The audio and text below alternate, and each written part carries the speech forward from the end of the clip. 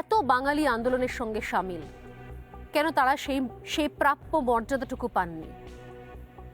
এবং দ্বিতীয়ত বিষয় যে এই এত বাঙালি এখান থেকে যারা এ রাজ্য থেকেই আন্দোলন চালিয়ে গিয়েছেন, যারা অযোধ্যায় গিয়েছেন, অযোধ্যায় গিয়ে আন্দোলন চালিয়ে গিয়েছেন, আজকেই কথা হয়েছে এমন একজনের সঙ্গে যিনি সেই 1990 সাল থেকে প্রতীক্ষায় দিন গুনছিলেন এবং যে অযোধ্যায় যে কার্যশালা রয়েছে করসেবকপুরমের অনতি দূরে, সেই কার্যশালায় সুদূর রাজস্থানের ভরতপুর থেকে পাথর নিয়ে আসা হয়েছিল। সে 1990 সাল থেকে পাথর নিয়ে এসে সেই ভারী ভারী পাথর কাটানো হয়েছে, ভারী ভারী পাথর কেটে সেখানে নকশা করা হয়েছে এই স্বপ্নে যে একদিন না একদিন রাম মন্দির হবে এবং শ্রীরামচন্দ্রের নিজ গৃহে তিনি প্রত্যাবর্তন করবেন। কারণ ইতিহাসে কোথাও এমন কোনো নিদর্শন নেই যে কোথাও কোনো আরাধ্য দেবতা তার নিজের জন্মস্থানের জন্য এতদিন ধরে লড়াই করে এসেছেন। কোনো ধর্মে হয়নি, কোনো দেশে হয়নি, কোনো জাতিতে হয়নি। এতদিন ধরে এক শ্রেণীর বাঙালি এই আন্দোলনের সঙ্গে লড়েছেন, থেকেছেন এবং অপেক্ষায় দিন গুনেছেন এবং তার জন্য পরিশ্রম করে গিয়েছেন, দরকার পড়লে ধার করে, দিনা করে। আজ আমি নিজে গিয়েছিলাম সেই কার্যশালায়। অনেক পাথরের কাজ, সেই পাথর সেখান থেকে গিয়েছে রাম মন্দিরে। এখনো আরো অনেক কাজ বাকি রয়েছে। বেশ কিছু পাথরে শ্যাওলা জমে গেছে। বছরের পর বছর, মরশুমের পর মরশুম তারা শুধুমাত্র প্রতীক্ষায় দিন গুনেছে কবে রাম মন্দির হবে, আর সেই জায়গা থেকে তাদের খোদাই করা পাথর যাবে মন্দির নির্মাণের জন্য। দেখুন সেই ছবি।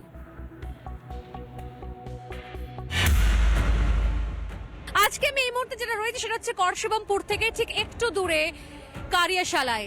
এই কারিয়াশালায় এতদিন ধরে প্রায় 1990 সাল থেকে এইখানে পাথর কাটার কাজ চলছে।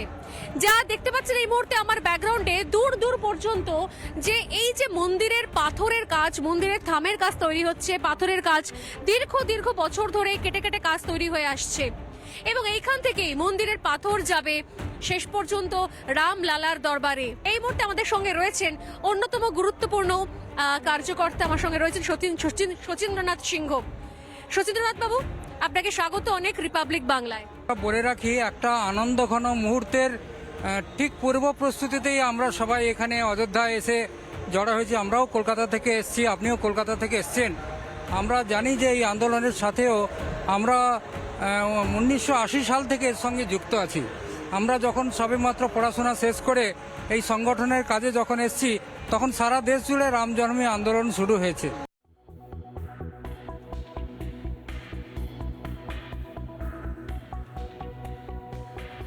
রাম জন্মভূমি আন্দোলনের কথা বলছিলেন শচীন্দ্রনাথ সিংহ, কিন্তু শুধুমাত্র এই আন্দোলনের বিষয় তো নয়, বাংলা, পাঞ্জাব, বিভিন্ন জায়গা থেকে অগণিত ভক্তগণ এসছেন। আমি কথা বলছিলাম এবং তিনি জানাচ্ছিলেন যে এই আন্দোলনের সঙ্গে কিভাবে একটু একটু করে বাংলা জড়িয়ে রয়েছে এবং কতদিনের প্রতীক্ষা, কিভাবে কত কষ্ট দুঃখ সহ্য করে, কিরকমভাবে বছর পর বছর সময় অতিক্রান্ত হয়ে যাওয়ার পর শেষ পর্যন্ত আজকে এই দিনটা তারা দেখতে পাচ্ছেন। কি বলছেন শচীন্দ্রনাথ সিংহ, তার বক্তব্য শোনাবো আরো।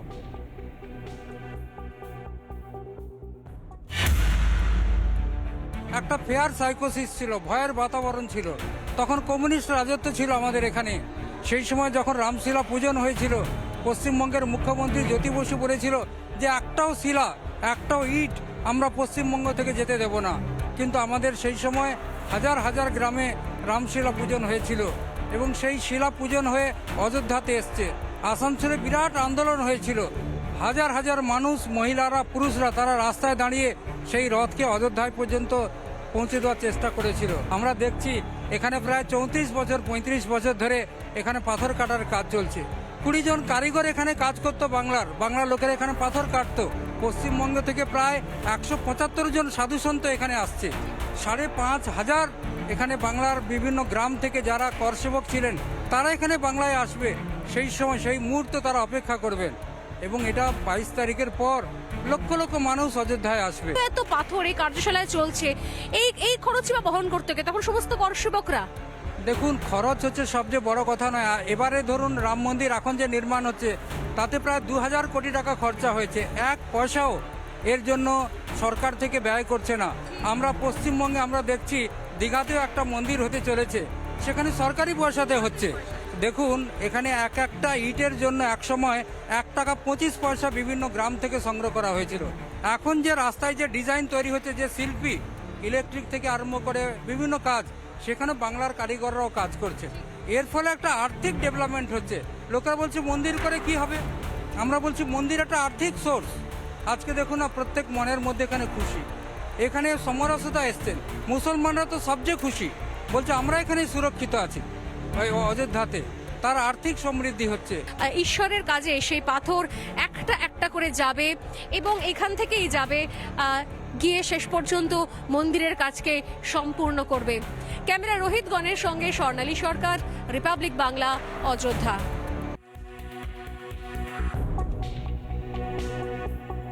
আমি জায়গা থেকে প্রশ্ন করবো যে সত্যি সত্যি এই আবেগ এই আবেগের সঙ্গে সত্যি কি এর পাল্টায় কোনো সংহতি সম্প্রীতির মিছিল আদেও ধোপে টেকে, নাকি সেটা শুধুমাত্র ইচ্ছাকৃত রাজনীতি করার জন্য? এই আলোচনা করতে করতে আমি আপনাদের আরও একটা ছবি দেখাবো। আজকে আমি সেই জায়গায় গিয়েছিলাম, এই করসেবকপুরম থেকে একটু দূরে। সেখানে 1008টা যজ্ঞকুণ্ড তৈরি হয়েছে এবং সেখানে প্রতিনিয়ত দিনরাত এক করে যজ্ঞ চলছে। শুধু যজ্ঞ চলছে নয়, তার পাশে অস্থায়ী কিছু তাঁবু তৈরি করা হয়েছে। সেই তাঁবুতে বিভিন্ন রাজ্যের ভক্তেরা এসছেন। সেখানে রাজস্থান থেকে, গুজরাট থেকে, পাঞ্জাব থেকে, এমনকি তামিলনাড়ু থেকে তারা বিভিন্ন নিজস্ব ছোট ছোট টেন্টে তারা থাকছেন। একটি টেন্ট আমি গিয়েছিলাম যেখানে একই সঙ্গে পাঞ্জাব থেকে এসছেন শ্রী কৃষ্ণানন্দ মহারাজ, তিনি এসছেন এবং তার সঙ্গে রাজস্থান থেকেও একদল ভক্ত, রাম ভক্ত, তারাও চলে এসছেন তার টেন্টে। ছোট্ট একটা টেন্ট, সেখানে এইটুকু জায়গার মধ্যেই তারা রয়েছেন এবং সেখানে অখণ্ড জ্যোতি দিয়া, যাকে বলা হয় অখণ্ড দ্বীপ, সেই দ্বীপ জ্বালানো হয়েছে।